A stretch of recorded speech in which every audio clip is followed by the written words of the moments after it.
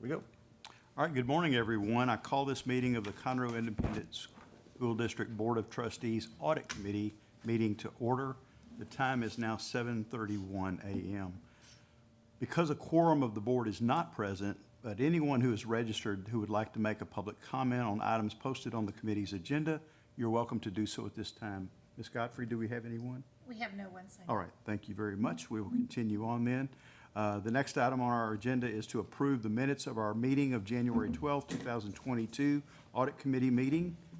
Those were sent out with our board book, and I assume they've been reviewed and received no revisions. Is there a motion to approve?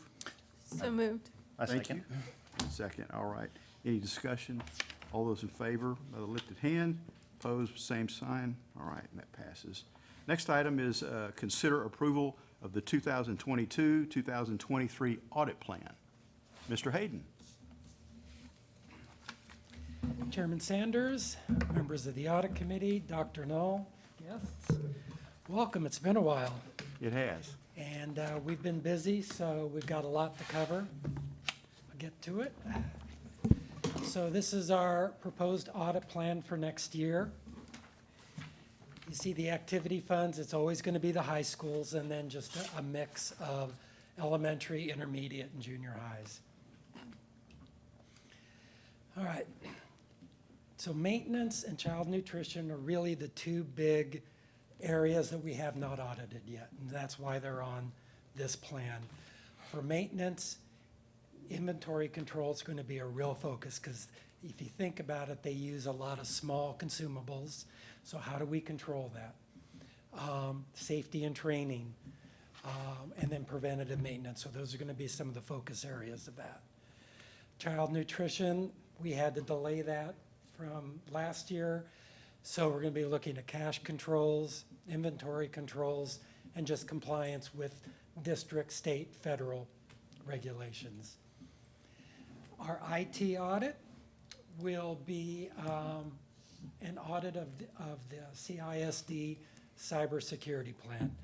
This plan was developed back in 2019, updated a couple months later, so when we get to it, it'll be 3 years old. Be a perfect time for us to take a look at it, see where we are, what gaps there are, if we're following the plan. So that's going to be the big IT audit. As with every year now, we've got kind of the things that are already baked in, and that's a construction audit. So this will be the Caney Creek High School remodel. We'll do the ITGC follow-up. That'll be a fairly big follow-up. We'll do the police audit follow-up, and we'll also do the annual band and orchestra inventory as well as the PEMS. So that is the plan for next year. Any questions? Sounds like a lot of work. Yeah. Well, luckily we've got the co-source with Weaver, which makes all this possible. Yeah. And it's, I'll talk about it later, but it's working out fantastic. That's good. I'm glad it's a very, I think, cost-effective way of Very. doing it as well. That way Yeah. we don't have another full-time employee and we can use their expertise in certain areas. And it really showed in the ITGC audit. I'm sure, yeah. So any questions on the audit plan for next year? All right. When will it start? September, August? I've already September. started booking Weaver folks for the maintenance audit. Okay. The timing of the ITGC follow-up is probably, what, February? Yeah, it'll be a timeframe? year. We try to go at least a year Okay. before we do the follow-up. Okay. All right, is there a motion to approve the 2022-2023 audit plan? So moved. A second. All right, any discussion? We've already had our discussion, thank you. All in favor? And all opposed, thank you. All right, next item is to review internal audit schedule for the fiscal year 21-22, and the first item is activity funds. Yep. So we're moving along with the activity funds. We've got almost all the high schools complete, one left. And then in the summer, we move into the elementary, and they go pretty quickly. ITGC is complete. We'll discuss that later. The transportation follow-up, we went through all their findings and closed everything out. That's great. So did you all have any questions? Sam's here if you've got any questions on that. No, I thought it turned out to be a nice report, Mr. Davila. Turned out really nice. You did a good job, you and your team. The annual PEMS compliance. Well, you know, it's the same issues that we've had each year.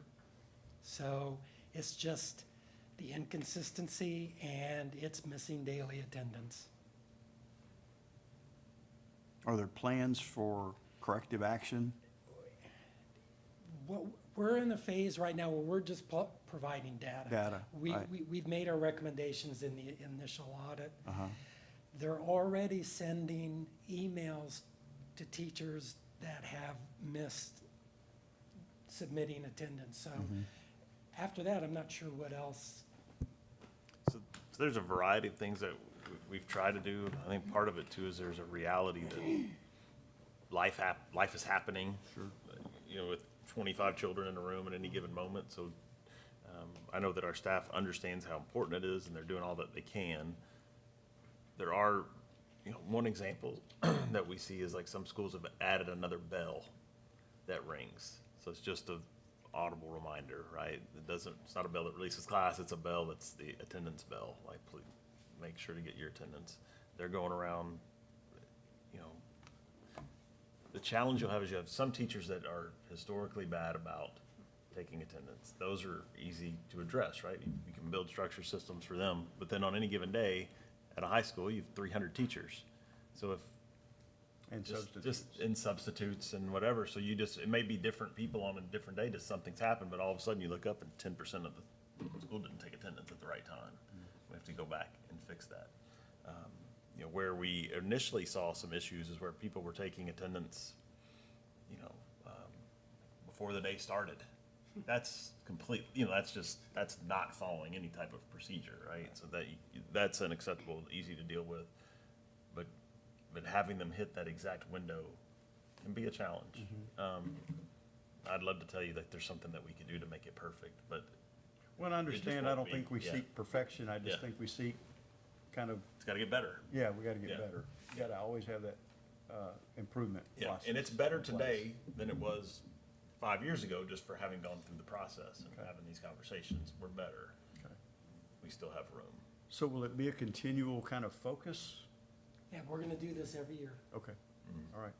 It's just good data to present. I think Yeah. that's another, maybe even control in place, so to speak, that knowing that internal audit and leadership's focus is gonna be on it, that will help provide some focus for those that are providing that data. Okay. Any other questions on the PEMS?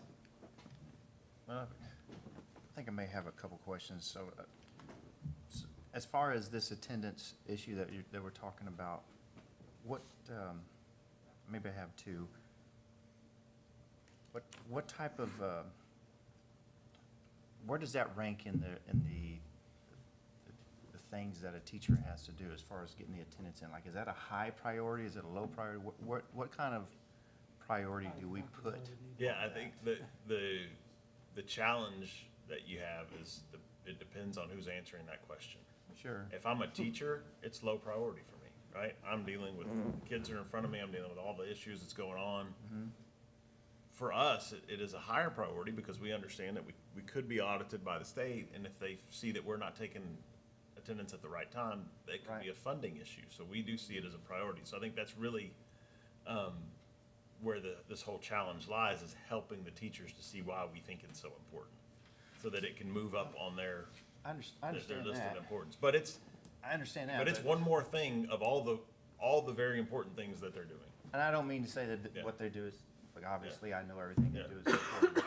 But if this report is that important, I mean, what kind of emphasis are we putting on it? I mean, I appreciate the audits on an annual basis, but if we just audit it, and I don't know, so Yeah. I could be completely talking out of turn.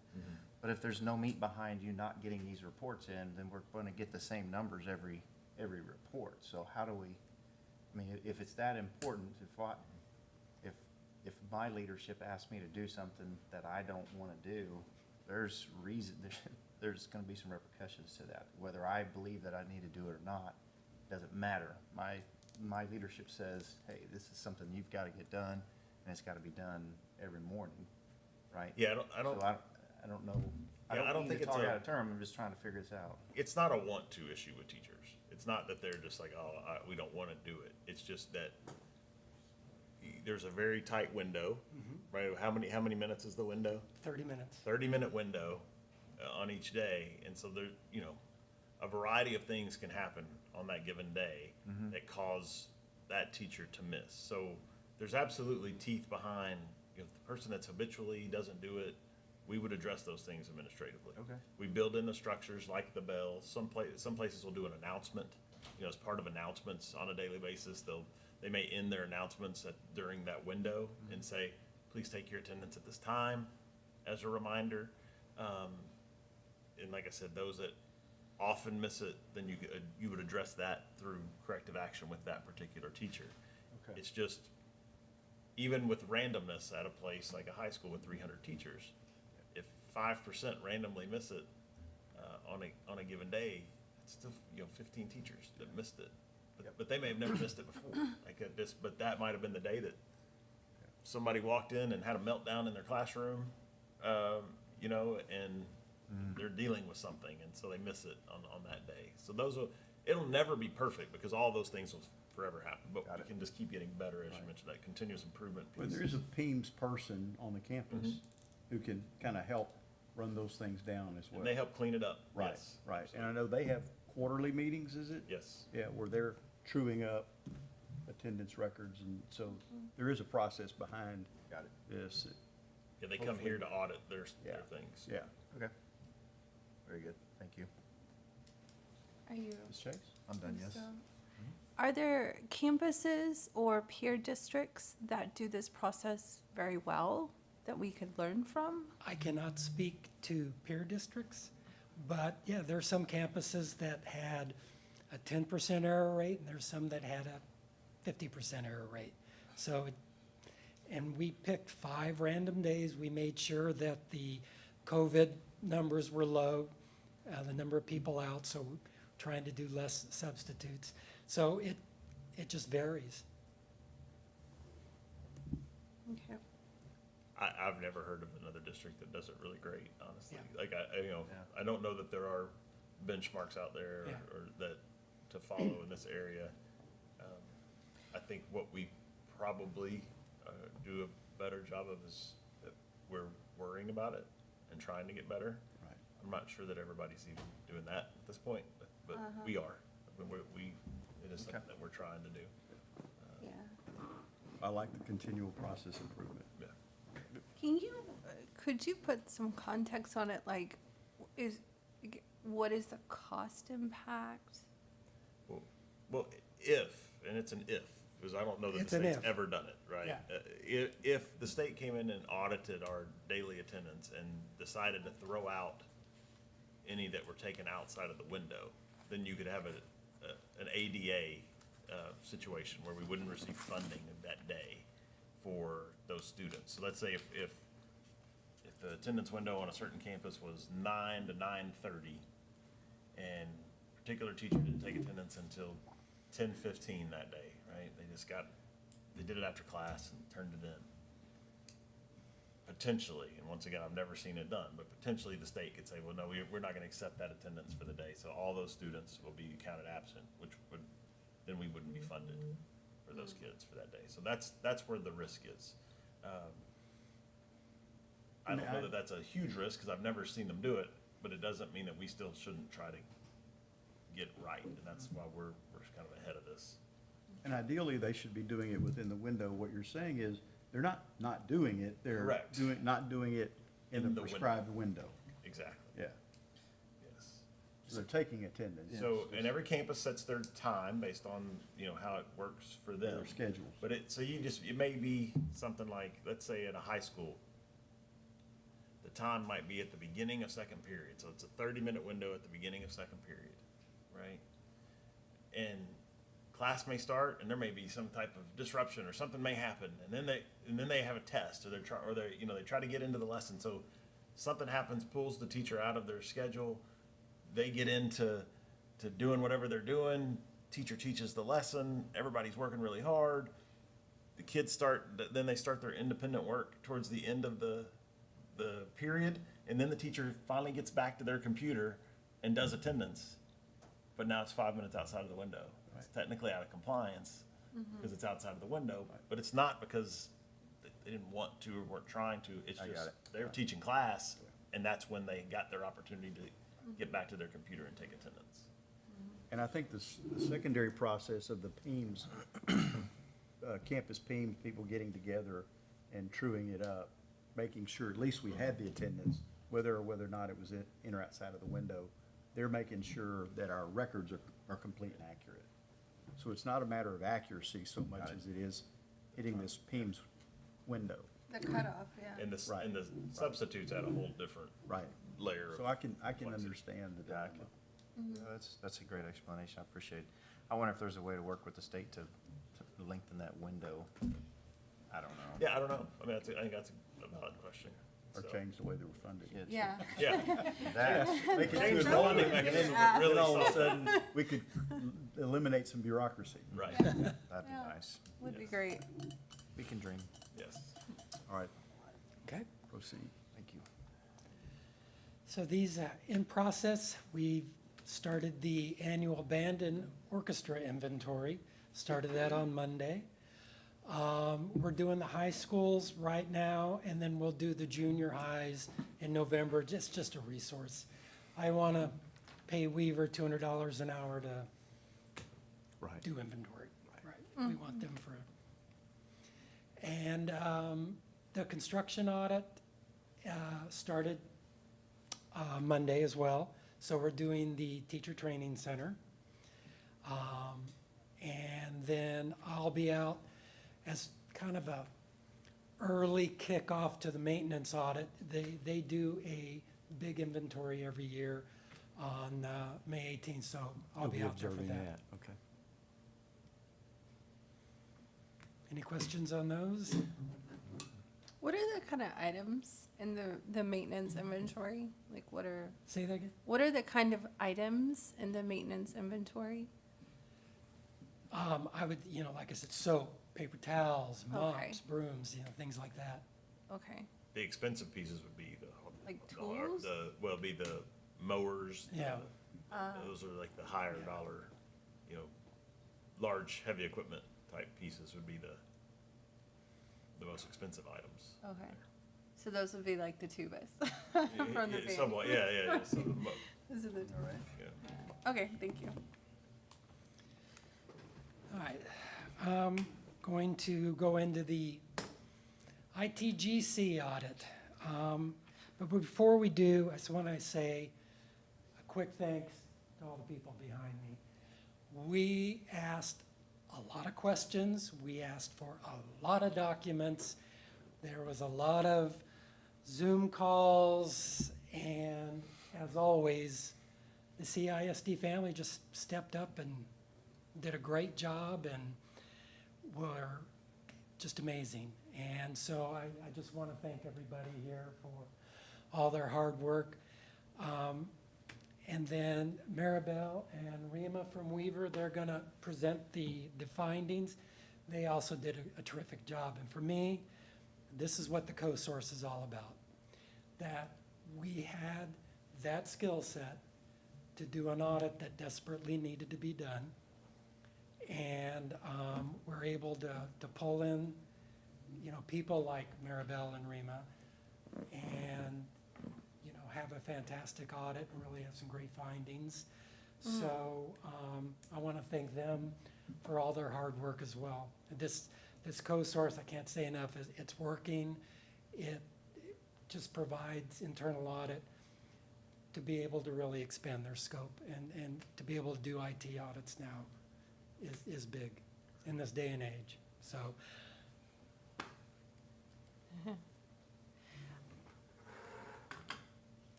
Hi everyone, I'll do Hi. a quick Morning. Good morning. introduction. So Good morning. Rima Perapilli, IT advisory partner from Weaver, and I'm Maribel Castro, manager from IT advisory from Weaver as well. And as Brian said, really appreciate everyone's help. We were able to complete the audit in a timely manner. I know we were pushing to get it complete before the audit committee, so really appreciate everyone's help. Everyone was really cooperative and helpful, so really appreciate it. Hey, before you get started, Yeah. just a quick question. I've read this report. I was concerned about this report. But can you tell me, when is the last time we've done an ITGC audit?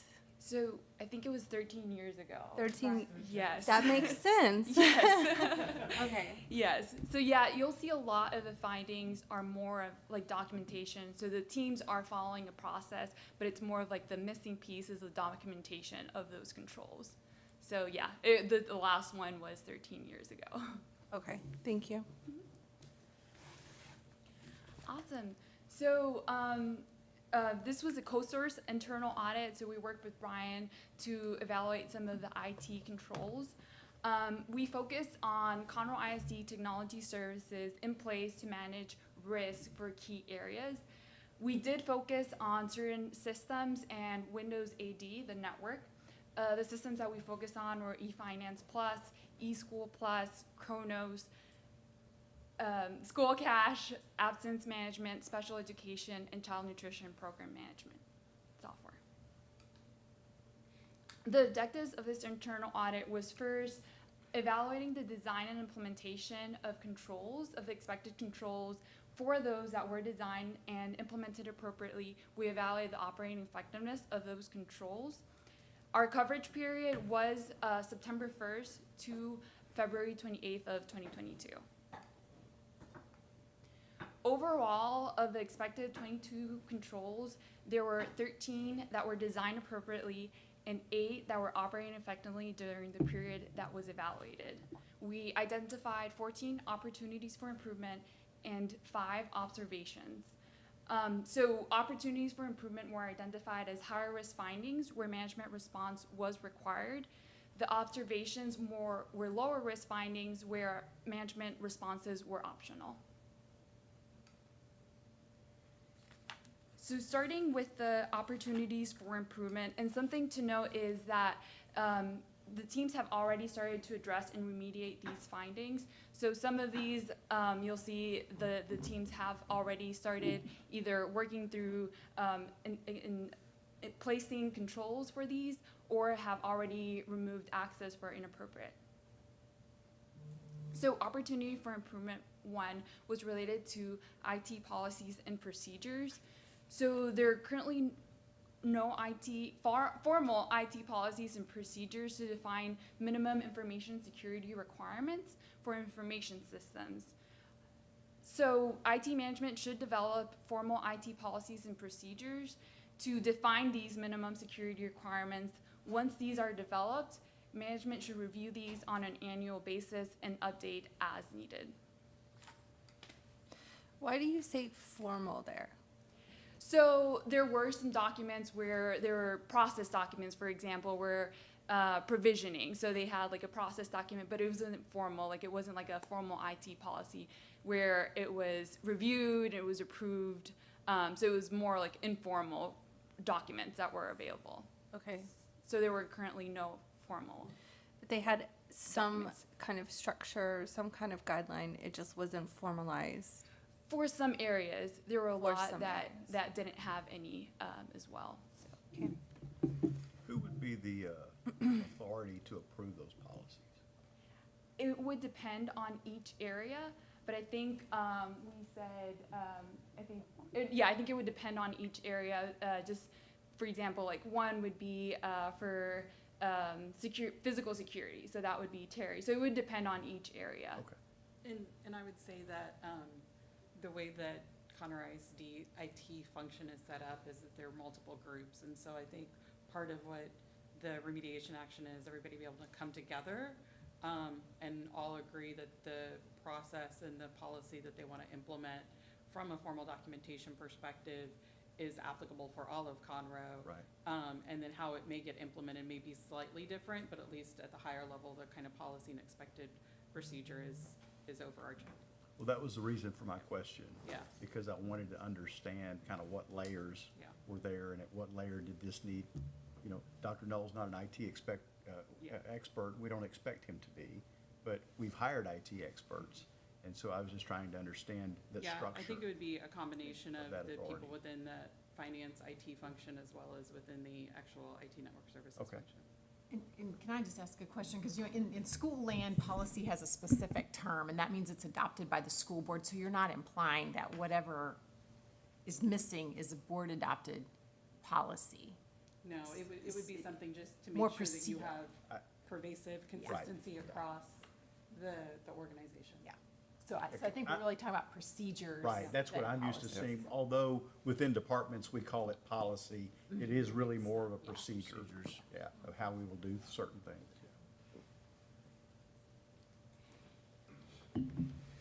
The next one, this one's also related to IT technology governance. So this one's related to IT asset inventory. So again, for this one, the Network Operations Center team did not maintain a formal inventory of assets. So management should develop and indicate which assets are managed by the Network Operations Center team. And this should be updated frequently just based on if assets are no longer used or if there's new assets that the team uses. Opportunity for Improvement 3 is related to changed management, segregation of duties. So this one is specifically to eFinance Plus. There was no segregation of duties systematically enforced. As such, 6 users had access to develop and also implement changes to production. So our recommendation here is, if it's possible, segregate the developers from users with access to implement, and alternatively, management may implement review control to ensure that any changes moved to production are appropriate. Can you tell us what happens in that system? What happens in eFinance Plus?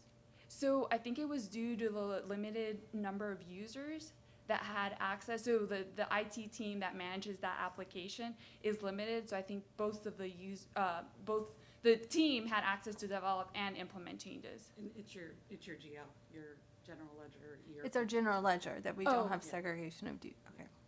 Sorry, I understand like why it happened. Okay. Is this one of the actions that has already been remediated? Yes, Okay, thank you. they have removed the access.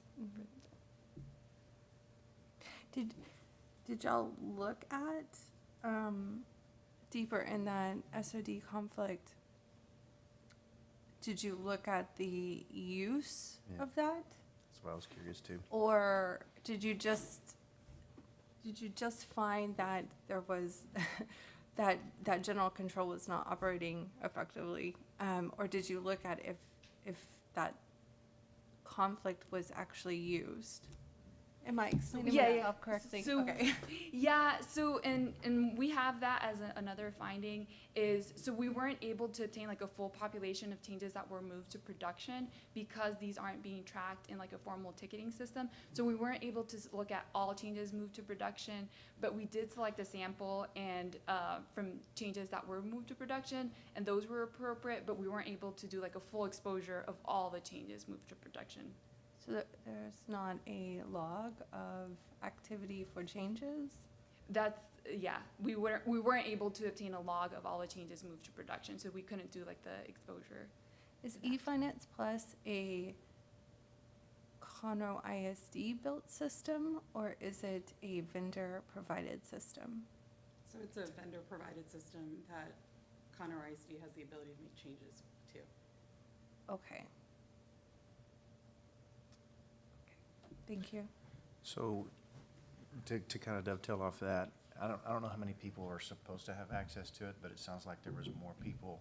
So was it most likely just people who had been part of that system in the past and have moved on and it just never was cleaned off? Or was there anything going on? I think what you see is when you review these types of systems for the first time in a really long time, from just a ease of use, to be able to access, to be able to develop, support, typically people that will have development access and to be able to promote changes to production, typically until you have eyes on it and start to consider segregation of duties and the potential impact. We often see that this is relatively common. until you start to really come back and look at things. And so this is not something that's abnormal to see, and I think that that's where, in being able to demonstrate that there was this potential exposure, the IT team was be able to go in and be able to remove it. And so the risk you have is that you have personnel that are making changes, that are developing it and promoting it, and that it may not follow the entire process, or that you're just making changes in production. So those are your two risks, that you're just going into production and making a change, and then also going through and making a change without necessarily going through all of the steps that you would need to ensure testing and stuff like that. And as Maribel said, when we went through and we looked at the design of the process, we saw from a change management perspective that they are following a process, but we couldn't look at it holistically and do an exposure analysis to say, you know, were there any instances that there was no documentation, or were there changes that were made without appropriate approval because of the method of how it's tracked today for changes. Okay. The e-finance plus system, does it have the ability to have system enforce segregation of duties? So for different roles, it has a system enforcement that it won't allow a same person to have multiple roles that would create this opportunity?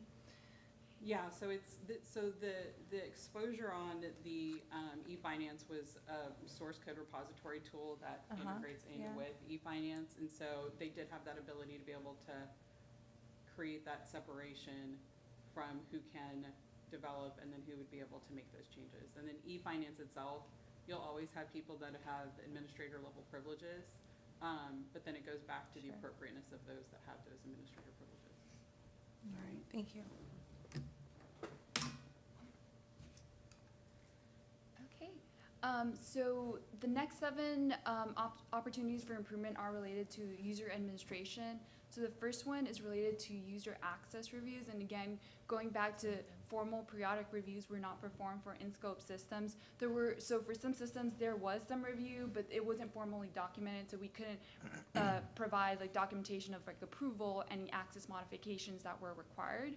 So our recommendation here is for management to formally document these, first determine the frequency that's needed for each of these systems, and review these on a frequent basis to confirm that access remains appropriate and current, and then any access modifications should be completed in a timely manner. Is this an action that has been completed already? I think this one is in the process. I think it depends on each system. I think some of them are gonna do quarterly, some are gonna do monthly, I believe, but this one is in progress. I think that's part of the follow-up is once they've done one of them is understanding what is the process, are they doing it correctly, who's approving it, what are the action items that are followed after. So I think this one's in progress. I understand the cadence being something to determine based on, you know, the risk profile of the system and the users and whatever, but I would expect at least a starting user inventory assessment to be done quickly if it hasn't been done already. Yeah? Yeah. Yeah, it's been started for Yeah. a lot of components of this. Okay. Yeah, I think the team is working on this one. Then going to the next one related to user administration. So this is related to access revocation. So this one specifically for non-single sign-on applications, so school cash and child nutrition program management. So for these systems, there's no formal documentation or not notification being sent to the teams whenever somebody needs access removed. So sometimes teams would not be aware when someone was terminated and should have access removed. It's different from the single sign-on because once access is terminated, AD is automatically removed. So for this one, we recommend that teams either move or change to the configuration to be single sign-on for these systems, or implement a process to inform teams when access needs to be removed in a timely manner for these systems. How many of the systems do we have that are not supported by single sign-on? So from the in-scope, these Yeah. are the only 2. Those So- are the only two. Yeah, from the in-scope systems. I know you guys use other systems, but from the ones that we evaluated, these were the only two that were non-single sign-on. And I think for school cash, they've already determined that they can move to single sign-on, so they're working through that. I'm not sure about child nutrition, but they are working to see if single sign-on can be configured.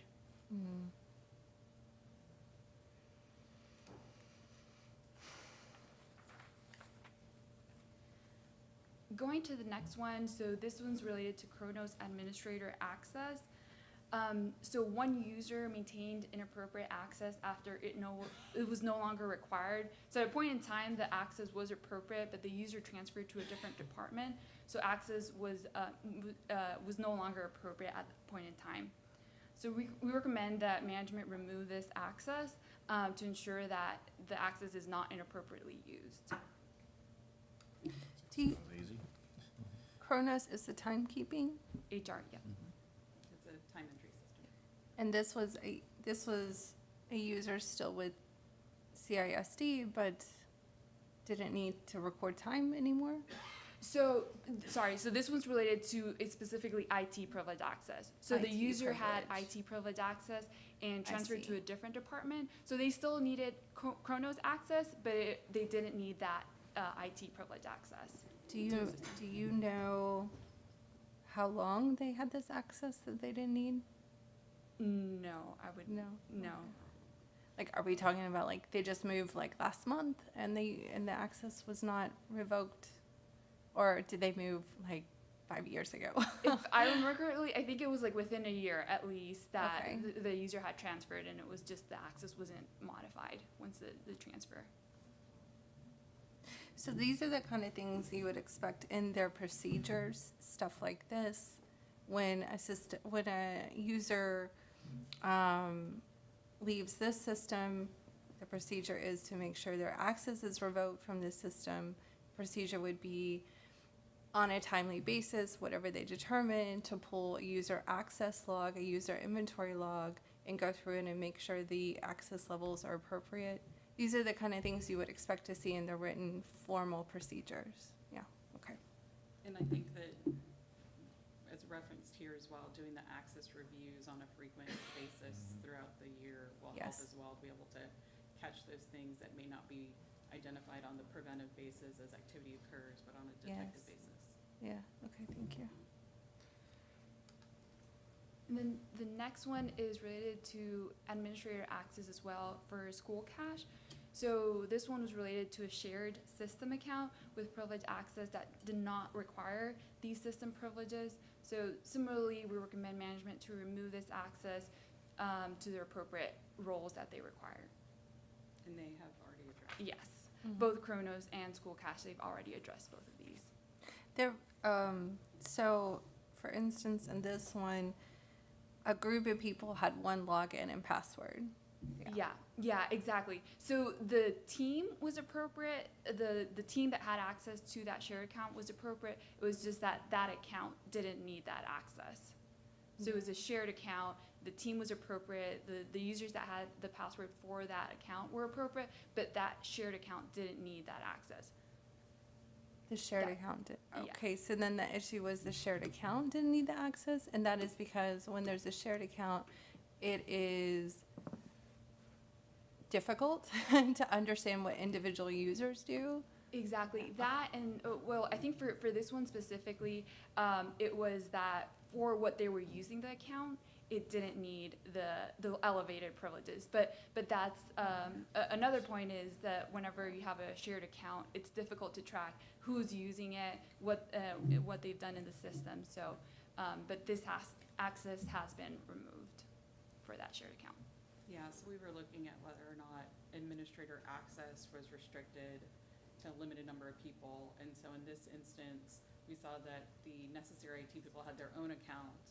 And then typically when you have kind of a system account or a shared account, it's used for running different things. There's like a service account that's utilized within the system. And so in this instance, as Maribel said, it is an account that needs to be in the system, but it did need to have as high as an elevated privilege as it had. And so when we were asking about the purpose and the reason for the administrator account, they kind of went and did the analysis and determined that they could reduce the permissions for that account so it didn't have the highest level of access within the system.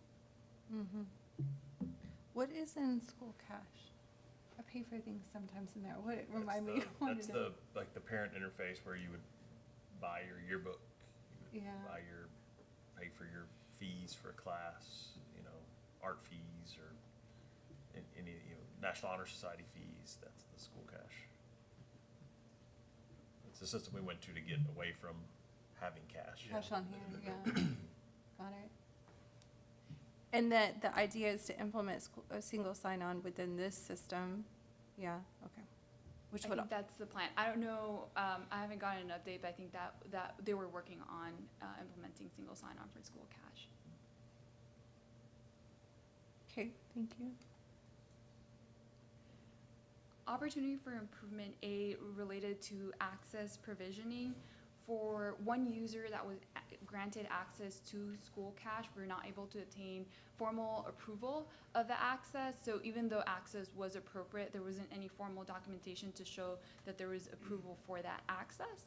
So we recommend management implement a formal access provisioning process to ensure that there's formal documentation noting the approval of the specific roles that are needed before access is granted. Mm-hmm.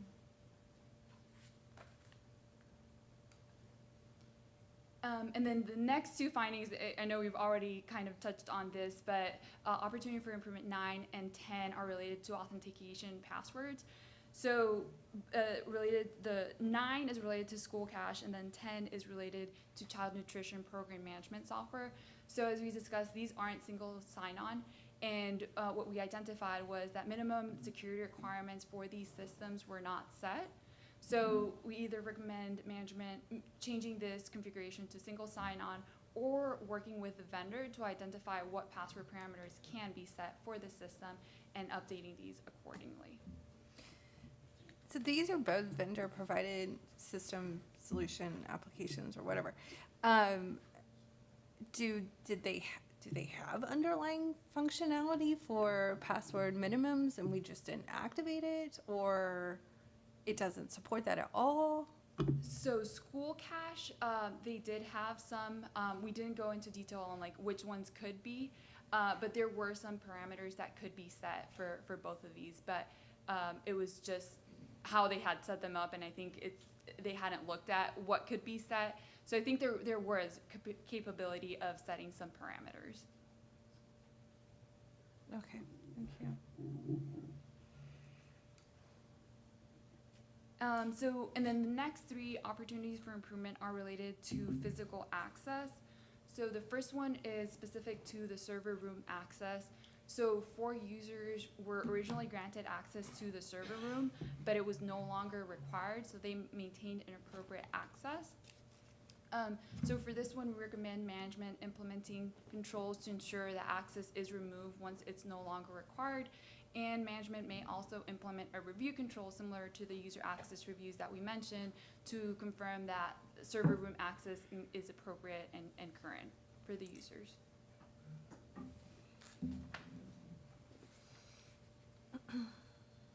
Opportunity for improvement 12 related to physical security as well, but badge access revocation. So for this one, we noted that there wasn't expiration set for non-employees, so this means like contractors. So whenever a contractor was hired, usually they didn't have an expiration set. And there also wasn't a formal termination process to notify users when a contractor or a vendor no longer required access. So we recommend that management enforce, once they're granting badge access, to set an expiration date just based on how long the user needs access. And then also making sure that there's a process in place to remove the access once it's no longer required. Have we done a review of all of the physical access to our assets to make sure that people have appropriate access to our buildings and stuff? Yeah, I mean, I think that's part of this entire process. And to be clear, I think part of our challenge through this is personnel. Like, you know, part of this identifying the problems, and then the second piece is identifying the fact that when we employ one person that is supposed to be in charge of access controls for 70-something facilities and 10,000, you know, but we do that because we like to operate in a thin manner. There are some of these things that we're gonna have to look at and really identify, like, we agree it's best practice, but we also agree that we don't employ the staff to do it. We may have to increase our staffing levels to help us get there. Because right now what we have are like departments with one person that controls all those access points and all the cameras that operate in the entire school district, where some places might have a team of 20 that do that. We have a team of 1 or 2. So that's where I think some of these delays, part of it is identifying the problems, right? We spend 13 years before you even identify.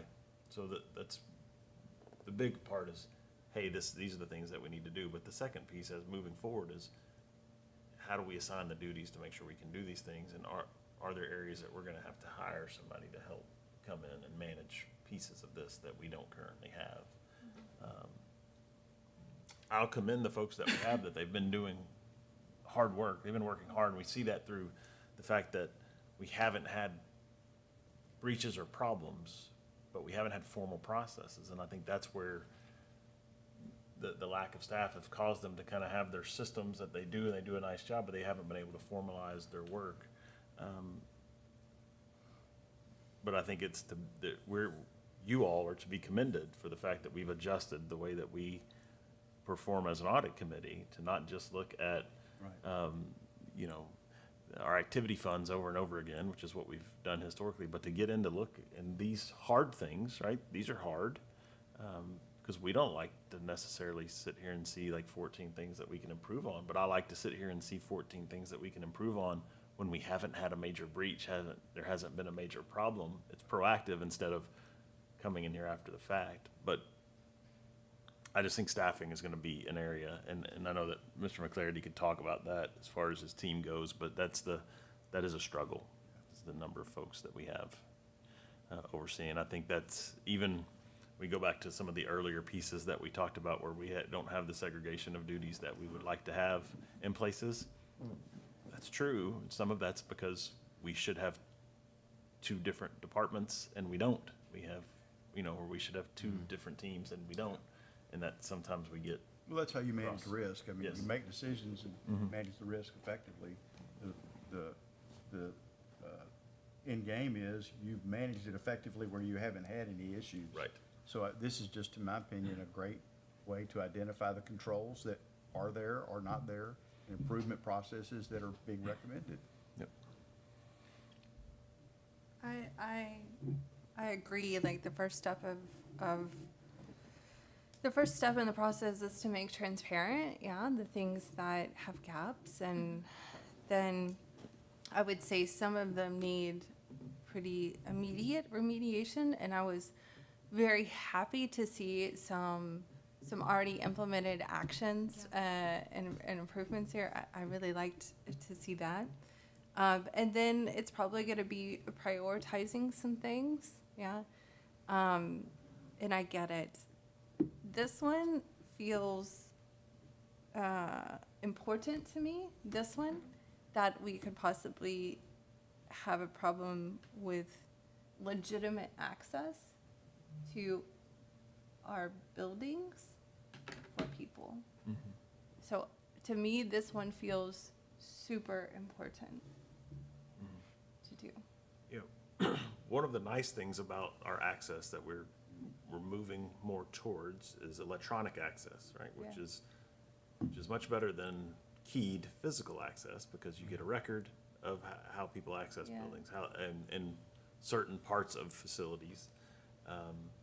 This is electronic access, Yes, though? this is what electronic you're access, saying, which is great.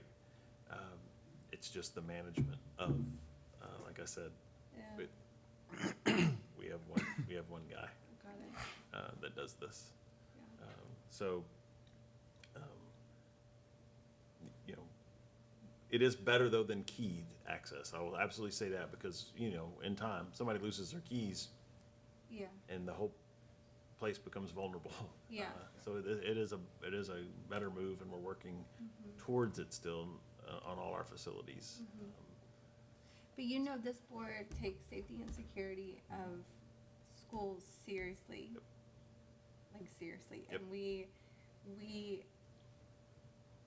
put our name behind investing in schools to make them safe and secure. So we just gotta bring this in line too. To me, this is also part of it. Yeah, agreed. And going to the next one related to physical security, so this one's related to access provisioning. So access, we selected a sample of contractors and identified we couldn't obtain access approvals for 2 of the contractors. Although access was appropriate, there was no formal documentation. So going back to the documentation piece of the approval for those. So management should ensure that there's appropriate formal documentation of these, and this is one that they've already started working on. I know they've been working on forms. Before it was through email, and they're currently working on doing more formal documentation, and they've been developing a form to approve access and identify the different information that they need for those users. And the last opportunity for improvement, vendor management for third-party reviews. So as we had mentioned, there's a lot of these systems that are vendor managed, which they obtain a SOC report. And so management did obtain these SOC reports for some of these systems, but they weren't reviewed. So management should review these on an annual basis to assess the impact of deficiencies that have been identified, also mapping what we call complementary user entity controls to Conroe ISD controls to make sure that there are appropriate controls for Conroe ISD. And then making sure that from the controls that you're expecting in the SOC report are included as well. This was not a formal process, or we weren't No. getting SOC reports at all? I think some teams were getting the SOC Okay. reports, but there was no review. No review of the SOC reports. So now going into the observations, as I mentioned, these are low-risk findings, more of process improvement areas where teams can improve or things to consider. So observation 1, so this one's related to change management. So there was no central repository to keep track of the population of changes that were moved to production. The high-level change details were kept in email. And the risk here is that sometimes a user may have approved the change, but the user leaves the Conroe ISD, so that approval gets lost. So it's better to keep a central repository of changes that are moved to production. This one's related to administrator access to Windows AD or the network. And so although access was appropriate for the Windows AD schema admins group, it's recommended that there's no standing access for this specific group for schema admins for Windows AD. The next one is related to Windows AD as well for authentication and passwords. There were parameters set. The one that we didn't, that wasn't set was the minimum password age. So this allows users to change passwords within a day, multiple times during a day.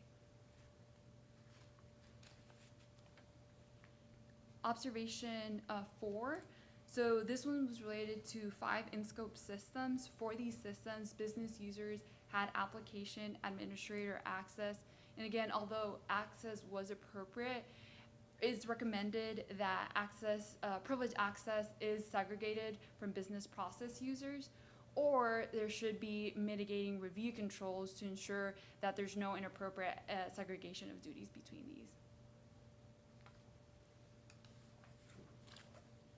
And the last observation, SQL authentication passwords. So for 10 of the 13 privileged system database system accounts, these were not set up to enforce Windows password policies. And I think that's all we had. That's awesome. So I know there were a lot of findings, but I know there's other controls that we didn't talk through that are implemented, but these are kind of like the gaps that we've identified based on our audit. So any questions or anybody else from the team? I think we've answered all, or we've asked all of our questions. Thank you. All right, thank you. Yeah, thank you. Do we need to vote to accept this? No, those are just reviews. Okay. Reviews of the audit. Thank you. Yeah, so I think you can see now why having an IT skill set as part of our yearly audit plan is so important. And the other nice thing about our co-source plan is like for the cybersecurity, Rima will be lead on that. So she knows CISD, she knows the people now. And the gentleman that's helping me on the construction audit, again, has helped on other audits, knows the people, knows the systems. So we get that continuity, which is really helpful and just allows internal audit to be the internal audit department that CISD deserves. Right. So, Very good. any questions on anything else? No, I think, Well, thank everyone again, you guys were awesome and made this all possible, so. I'd just like to say thank you, Mr. Hayden, but to Mr. Sanders, Mr. Hubert, and Ms. Chase, that I think we've come a long way Yes. in 2 or 3 years here in this department. You look at the big issues that we've been able to address and just take what's already really good and make it better Yep. and keep finding ways to get better.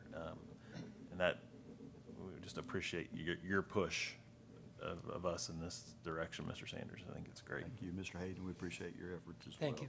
And Thank all you. the leadership. All right, the next item is just confirming our next meeting for Wednesday, September 14th. I presume it will be a 7:30 a.m. start again. Yep. Any issues with Sorry. that date? That was out loud. All right, well, I consider us adjourned. The time is now 8:28 a.m. Thank you. All right, thank you.